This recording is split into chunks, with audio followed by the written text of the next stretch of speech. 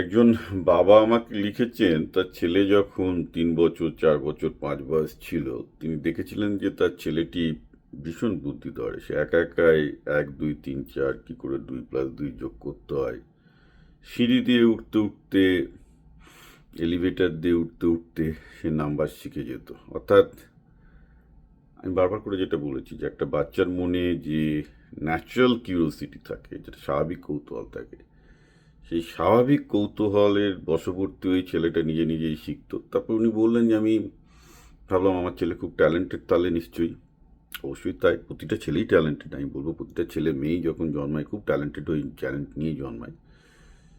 তারপর বললেন যে আমি একটা নামি ইংরেজি স্কুলে ভর্তি করলাম। 2-3 বছরের মধ্যে আমার ছেলে এখন দেখতে পাচ্ছি পুরো ডাল হয়ে গেছে, আমি পরিষ্কার দেখতে পাচ্ছি আমার ছেলে এখন একটা অ্যাভারেজ ডাল হয়ে যাচ্ছে পুরোপুরি।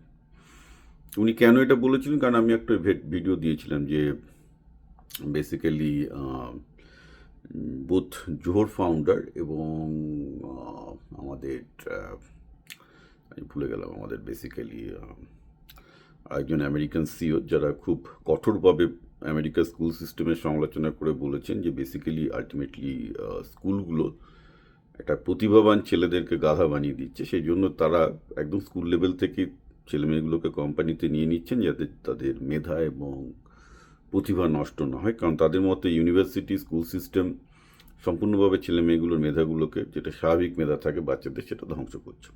বাইরে এটা নতুন কিছু নয়, রবীন্দ্রনাথ থেকে সফরমেয়ার থেকে আজকে ইলন মাস্ক সবাই একই কথা বলছেন যে স্কুল বাচ্চাদের মেধাকে ধ্বংস করে, টিউটর দিলে তো আরই ধ্বংস করবে, কারণ তাকে গুলিয়ে বলে দেওয়া হচ্ছে তুমি তোমার মেধা খাটাবে না, আমি যেভাবে বলছি তোমাকে সেইভাবে লিখতে হবে, নইলে আমি নাম্বার দেবো না। এবার ছেলেটা কী হচ্ছে জানে যে যতদিন না সে অঙ্কে 100 না পাবে আপনিও তার পেছনে তারবেন, স্কুলের মাস্টারমশাই তার পেছনে তারবেন। এবার অঙ্কে 100 পেয়ে তো কেউ প্রতিভাবান হয় না রে বাবা, তো গাধা হয়, কারণ একটা শেখানো অঙ্ক বারবার করে করছে, সে কি আর কঠিন অঙ্ককে চ্যালেঞ্জ করতে শিখছে?